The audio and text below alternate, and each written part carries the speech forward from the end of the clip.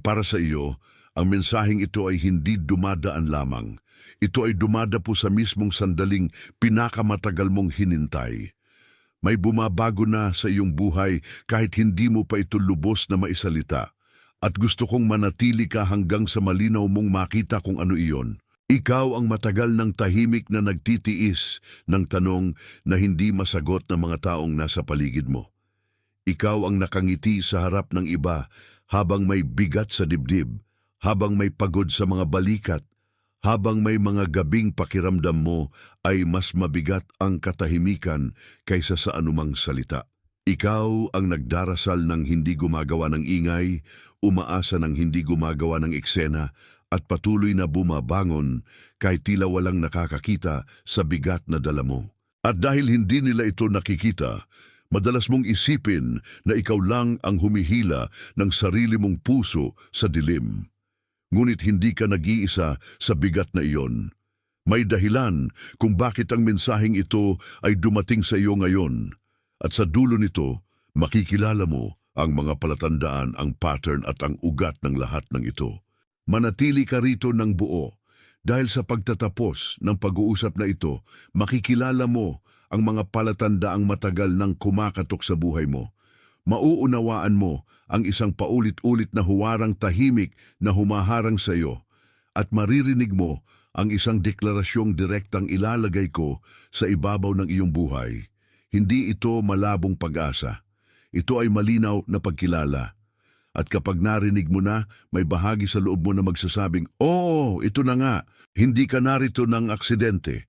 Sa gabi na ito, sa sandaling ito, may itinakda para sa iyo na hindi mo kayang sukatin sa ordinaryong paraan.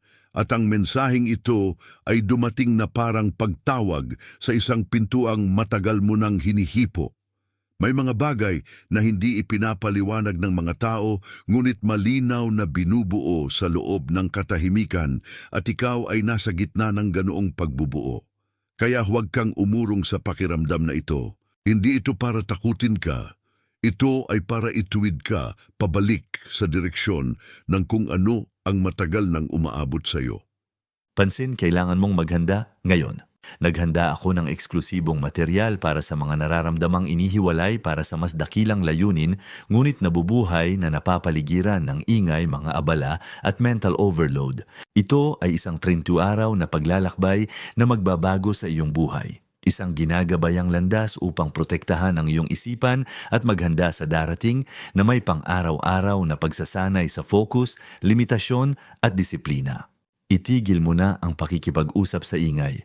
Matutunan mong tukuyin ang mga abala bago kanila kontrolin at palakasin ang iyong isipan. Available din sa immersive audio version. Mahigit 10,000 mambabasa na ang nagbago ng kanilang buhay sa pamamagitan ng 30 araw na paglalakbay. Libu-libong tao na ang nagsimula sa pagbabagong ito, mga taong tulad mo na pagod na sa pamumuhay sa ulap, mga ordinaryong taong nagdesisyon nang ihinto ang pagtanggap sa mental chaos. Samantalahin ang limitadong panahon na alok na ito sa buwan lamang na ito. I-access ang iyong link sa ibaba mismo sa itaas ng mga komento. Abot sa iyo. May isang bagay na nangyayari sa iyo nitong mga huling araw at linggo. At ang mga unang palatandaan nito ay tila maliliit lamang hanggang sa mapansin mong hindi na sila natatapos. Napapansin mo ang mga paulit-ulit na paggising sa iisang oras. Parang may tahimik na kamay na marahang gumigising sa iyo bago pa sumikat ang araw. Napapansin mo ang mga biglang alon ng damdamin na wala namang malinaw na dahilan, mga sandaling malapit ka ng maiyak habang naglalakad ka, habang naghuhugas ka ng pinggan, habang nakatingin ka lang sa kisame at biglang bumibigat ang loob mo. Napapansin mo rin na may mga dating usapan na ngayon ay parang wala ng laman, mga pangakong minsan ay pinaniwalaan mo, ngunit ngayon ay parang manipis na papel na nabasa na ng panahon. At sa paligid nito, may mga pagkakasabay-sabay na hindi mo maipaliwanag, mga bilang, mga pagkakataon, mga pagdating na parang eksaktong tama ang oras. Hindi mo ito ginagawa. Hindi mo rin ito iniimbento. Tinatamaan ka lang ng isang bagay na mas malalim kaysa sa karaniwang araw.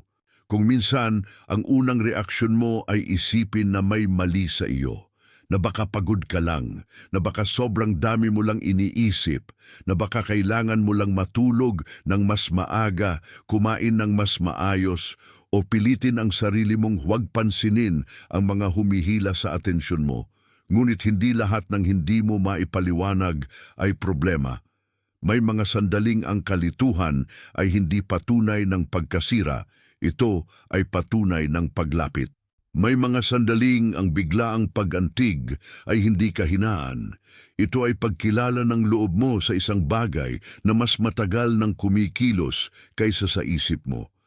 At ikaw ay binibigyan ng mga palatandaang iyon, hindi para malito ka, kundi para ihanda ka. Hindi ito babala ng pagbagsak. Ito ay kumpirmasyon ng pagdating. Huminga ka muna ng dahan-dahan kasama ko.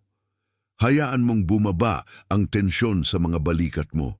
Minsan, ang pinakamalinaw na bagay ay dumarating kapag hindi mo na sinusubukan itong habulin. Kung kahit isa sa mga salitang iyon ay tumama sa iyo, kung may bahagi sa loob mo ang biglang lumuwag, i-type mo ang bilang 888 sa mga komento.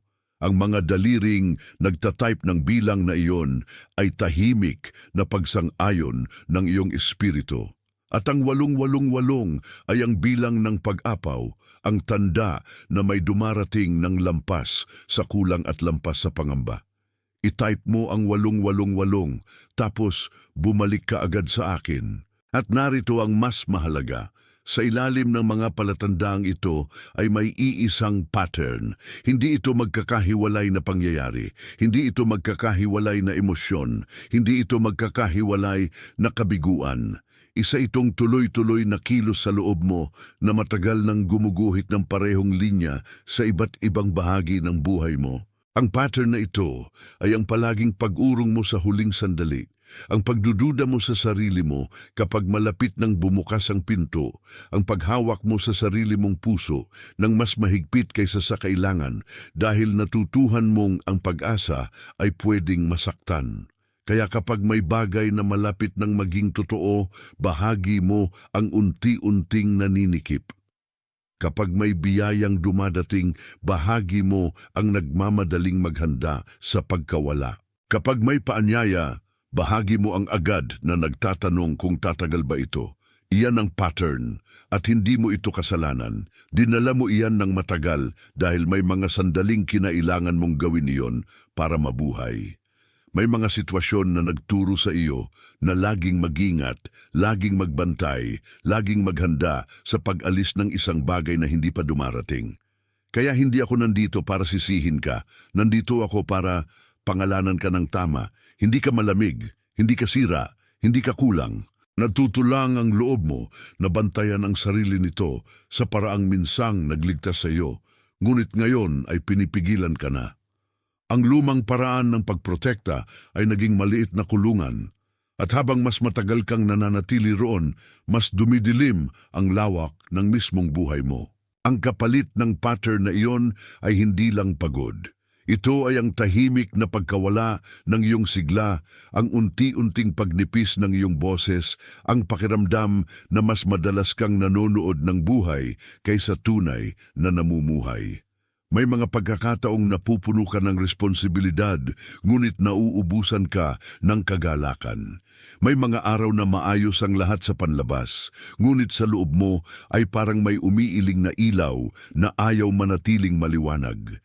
Iyan ang presyo ng matagal na pananatili sa parehong pag-ikot. Ngunit may mas malalim pa roon, at iyon ang bahagi na dadalhin kita ngayon. Isipin mo ang sarili mo bilang isang lumang pintuan sa isang tahimik na bakuran. Matagal na itong nakatayo, matibay, tahimik. Marahil ay minsan itong pininturahan ng maganda, ngunit ngayon ay may bakas na ng panahon sa gilid. May lumulutong na kahoy sa ilang bahagi, may bahid ng alikabok na dumikit hindi dahil ito ay walang saysay, kundi dahil matagal itong nakaharap sa iba't ibang panahon. Ang pintuang iyon ay hindi sumira ng biglaan. Unti-unti itong natutong hindi bumukas ng buong buo. Unti-unti nitong natutunang pigilan ang sarili nitong umindayog ng maluwag. At sa loob ng bakuran, may mga bagay na nakatigil dahil ang pintuan ay naging mas maingat kaysa sa dapat. Ganito rin ang nangyari sa loob mo. May bahagi sa iyo na natutong magsara bago pa makapasok ang sakit. May bahagi sa iyo na natutong humigpit bago pa man may humawak ng mali. At ang bahaging iyon ay hindi ipinanganak na ganoon. Naging ganun siya sa paglipas ng panahon, sa mga sandaling wala kang sapat na proteksyon, sa mga gabing may narinig kang hindi dapat marinig, sa mga panahong napilitang magpakatatag ang puso mo habang gusto na nitong sumuko. Kaya kapag tumitingin ka ngayon at iniisip mong bakit ako ganito, ang tunay na sagot ay ito. May pintuang matagal nang binantayan ang sarili dahil may panahong kailangan itong magbantay para sa iyo. At ang bakurang iyon, kahit tahimik, ay hindi patay. Iyan ang mahalagang makita mo, hindi pa ito guho, hindi pa ito wakas. May lupa pa rin, may espasyo pa rin, may mga ugat pa ring hindi mo pa nakikita, ngunit naroon. Ang ilang ugat ay humahawak sa nakaraan, oo, ngunit ang iba ay humahawak pa rin sa buhay. At kapag may liwanag na dumating sa bakurang matagal na nasa anino, mapapansin mong hindi pala namatay ang lahat. Ang ilan ay natulog lamang, ang ilan ay naghintay lamang. May mga bagay na ginawa sa iyo noon na hindi mo pinili at ang mga iyon ay nag-iwan ng marka sa paraan ng paghinga ng loob mo. Maaaring may salita kang narinig na masyadong maaga para sa iyong edad o katahimikang naramdaman mong mas mabigat kaysa sa anumang sigaw. Maaaring may pangakong nasira, may presensyang nawala, may pangyayaring nagpaturo sa iyong puso na huwag nang umasa ng buong buo. At sa bakurang iyon ng iyong pagkatao, ang bawat ganoong sandali ay parang malamig na gabi na pumasok ng walang paalam. Kaya ang bahagi mong laging nagmamadaling magtago ay hindi mahina, ito ay nasanay sa lamig. Sa bakurang ito may isang luma at banayad na boses na minsang naging malinaw, ngunit unti-unting tumahimik, hindi dahil wala itong halaga, kundi dahil tinakpan ito ng ingay ng pangangailangan, ng takot, ng obligasyon, ng paulit-ulit na pag-iwas. Ang boses na yon ay ang bahagi mo na marunong magtiwala bago pa siya tinuruan ng pag-iingat.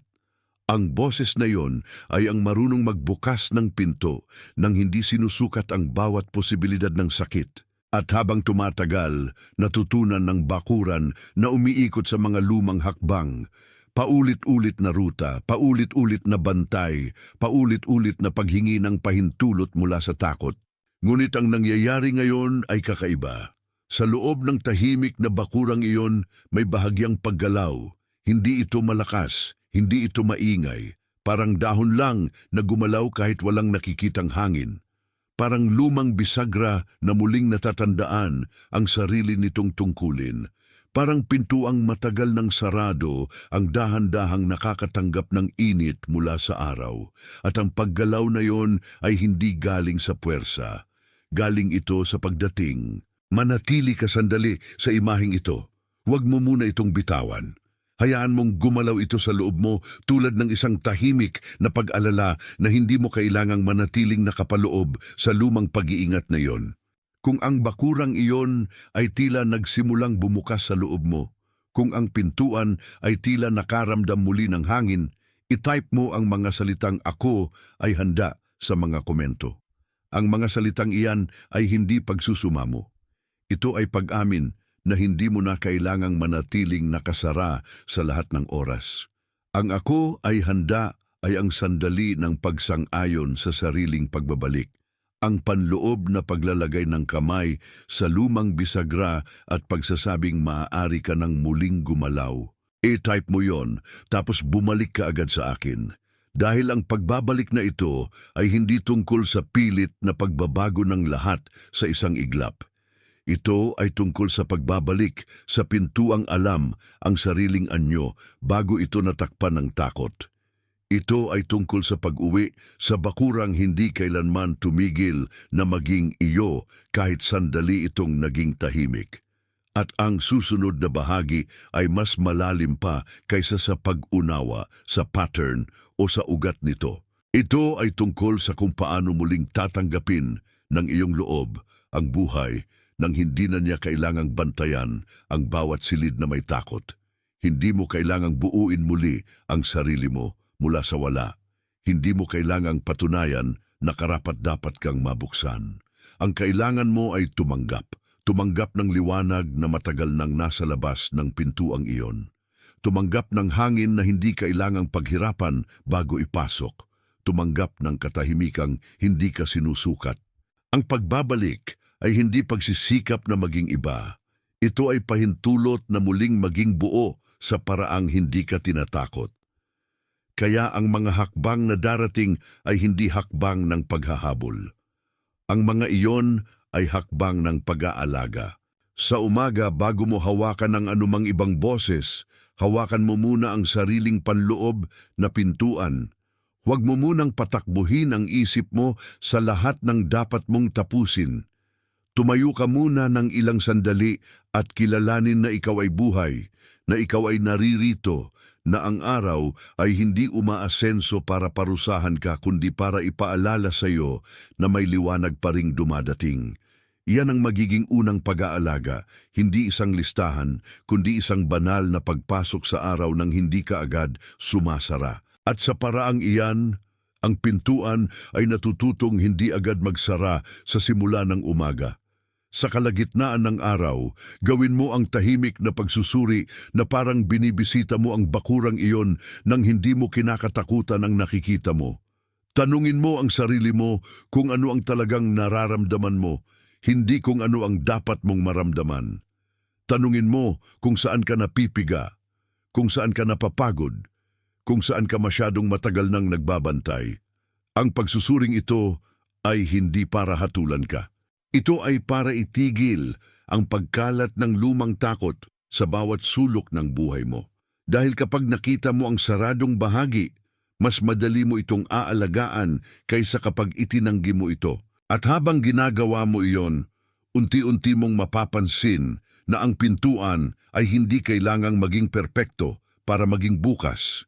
Hindi kailangan na mawala lahat ng bakas ng panahon bago ito maging mapagkakatiwalaan. Hindi kailangan na tuluyang maglaho ang lahat ng alaala bago ka muling makaranas ng kapayapaan. Kailangan mo lamang na alagaan ang pagbubukas kaysa sa paghingi sa sarili mong huwag ng masaktan. Sa mahabang panahon, ang paghawak mo sa sarili mo ay parang mahigpit na pagpigil. Ngayon, ito ay magiging maingat na pagtanggap at sa pagtanggap na iyon, mas nagiging maluwag ang buong bakuran. May mga araw na may matatanggap kang sagot na matagal mo nang hinihintay, ngunit hindi iyon dumarating sa anyo ng malalaking sigaw. Dumarating iyon bilang malinis na paghilom ng loob, bilang tahimik na katiyakan, bilang unti-unting pag-uwi ng mga bahagi mong matagal nang nagkalayo. Huwag mong maliitin ang banayad, huwag mong maliitin ang mahinahon, huwag mong maliitin ang pagdating na hindi umaarte bilang pagdating. Iyon ang uri ng pag-ayos na talagang nagtatagal. Kung may isang bagay na natutunan mo na sa lahat ng ito ay ang ganito. Hindi lahat ng pagbubukas ay kailangang maingay para maging totoo. Ang ilan ay dumadating sa anyo ng katahimikang sa wakas ay hindi ka na kinakatakutan. Ang ilan ay dumadating sa anyo ng isang pintuang nakabukas ng kaunti, sapat para pumasok ang hangin, sapat para magsimula ang paglipat. At ang ilan ay dumadating sa sandaling na pagtanto mong hindi mo na kailangang manatili sa dating bantay. Maaari ka nang manahan sa liwanag. Marami ang nakikinig sa iyo sa loob ng katahimikan mo. Marami ang hindi nakakaalam na matagal mo nang dinadala ang mga bigat na ito nang hindi ka nagpapakita ng kahit anong paghingi ng awa. Kaya kung may bahagi sa mensaheng ito na tumama ng tahimik ngunit malalim, hayaan mong ang like mo ay maging amen na walang salita, hindi bilang sukatan, hindi bilang, kundi bilang pagsang-ayon na tama ang pagkakabanggit sa iyo, tama ang pagkakakita sa iyo, at tama ang pagkilala sa kung ano ang dumaan sa iyo. Huminga ka ulit ng mabagal. Hayaan mong lumapag ang lahat ng ito sa loob mo. Hindi kailangang ipilit ang kabuluhan, kailangan lamang nitong manatili. May isang tao sa buhay mo na biglang pumasok sa isip mo habang naririnig mo ito. Isang taong tahimik sa paraan na hindi napapansin ng karamihan. Isang taong pagod nang hindi nagpapakita ng pagod. Isang taong matagal nang nagbabantay ng puso. Marahil dahil natutong umasa ng maaga at masaktan ng mas maaga rin. Maaaring may mukha, pangalan o alaala na biglang dumating sa iyo habang nagsasalita ako. Huwag mo itong itaboy. Kung siya ang sumagi sa isip mo, iyon ay dahil kailangan niya rin ang mensaheng ito. Ipadala mo ito sa kanya, hindi bilang mungkahi, bilang pagdadala, bilang pag-abot ng ilaw sa ibang bakuran na matagal ding nakapikit. At ang tunay na dahilan kung bakit dapat mong ibahagi ito ay dahil ang naibibigay mo sa iba ay maaaring siyang pinturin na nagbubukas sa sarili mo.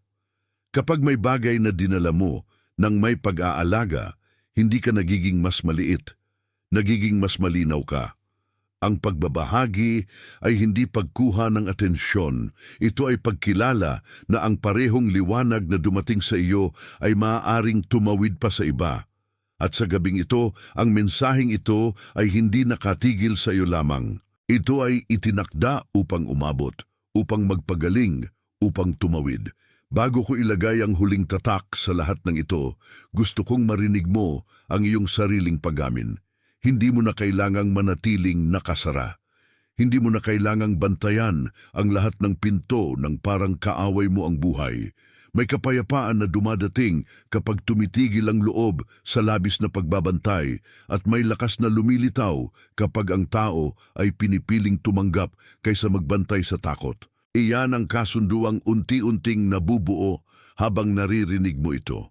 Bago magsara ang sandaling ito, i-type mo ang mga salitang ako ang isa sa mga komento. Hindi bilang hiling, hindi bilang pangamba, bilang kumpirmasyon.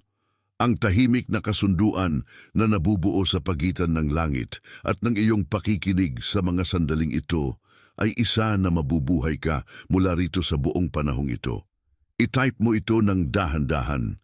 Hayaan mong gawin ng iyong mga daliri ang ginagawa na ng iyong espiritu.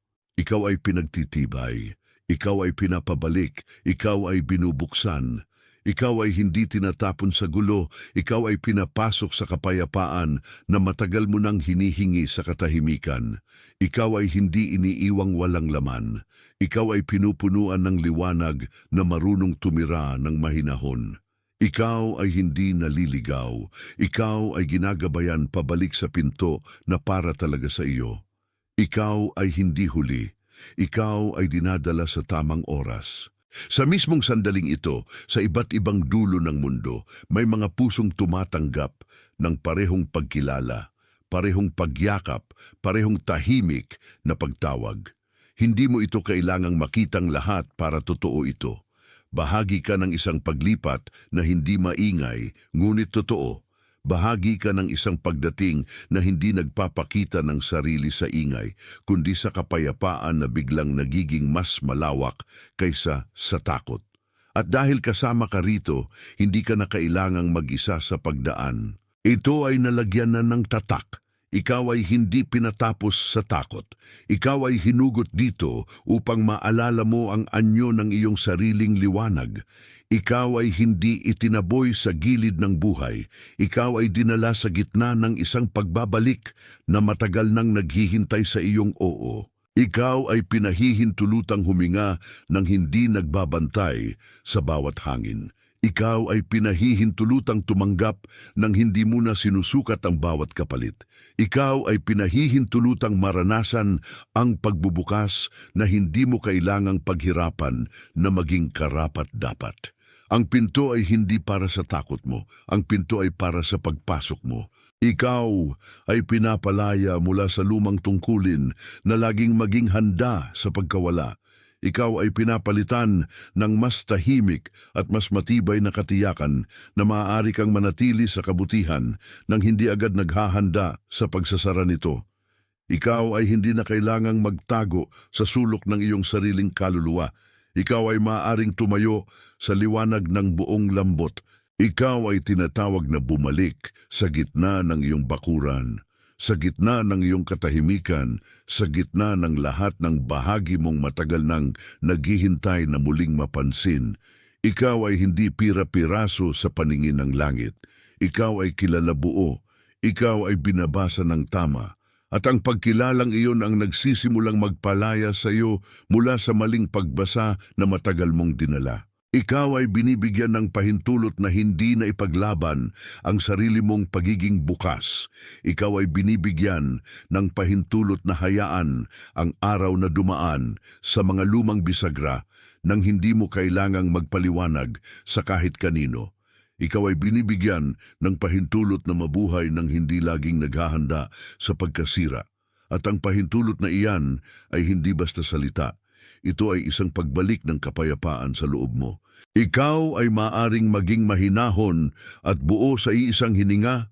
Ikaw ay maaring maging marahan at matatag sa iisang araw. Ikaw ay maaring maging tahimik at malinaw sa iisang sandali. Hindi ka kailangang pumili sa pagitan ng lambot at lakas. Sa iyo, maaari silang magsama. Ikaw ay hindi pinangakuan ng kasinungalingan. Ikaw ay pinapakitang may liwanag na dumadating kapag ang loob ay tumitigil sa pagtakbo. Ikaw ay pinapaalalaang ang bawat bakas ng kahapon ay hindi automatikong kapalaran. May kapangyarihan ang nakaraan. Oo, ngunit hindi ito ang may hawak ng huling salita sa iyo. Ikaw ay hindi kailangang magmadali upang mapatunayan ang pag-usad. Ikaw ay hindi kailangang magsumikap ng labis upang mapasok ang biyayang nakahanda na sa iyo.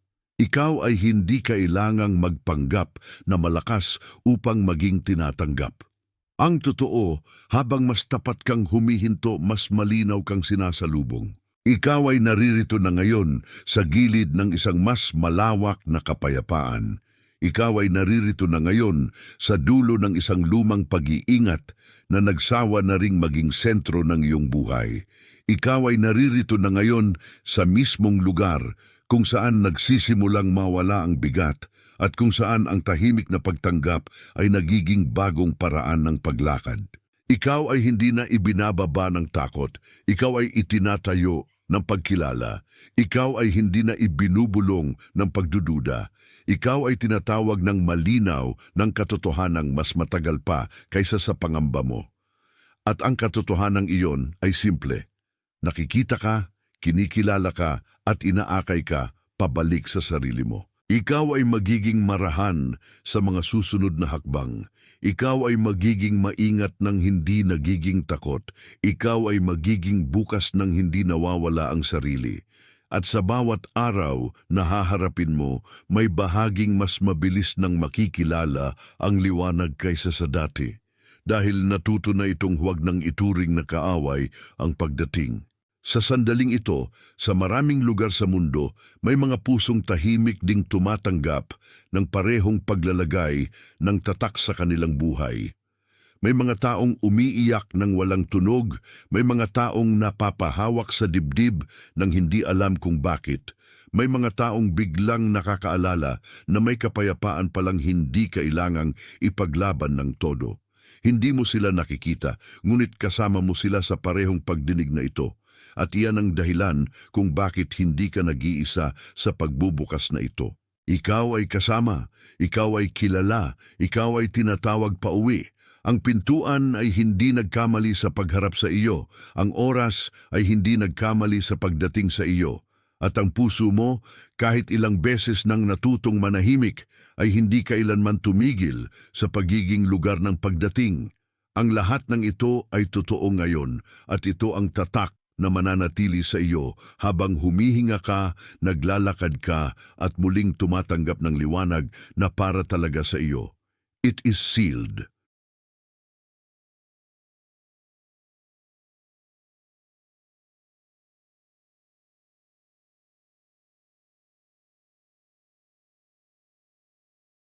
Pansin, kailangan mong maghanda ngayon. Naghanda ako ng eksklusibong material para sa mga nararamdamang inihiwalay para sa mas dakilang layunin, ngunit nabubuhay na napapaligiran ng ingay, mga abala at mental overload.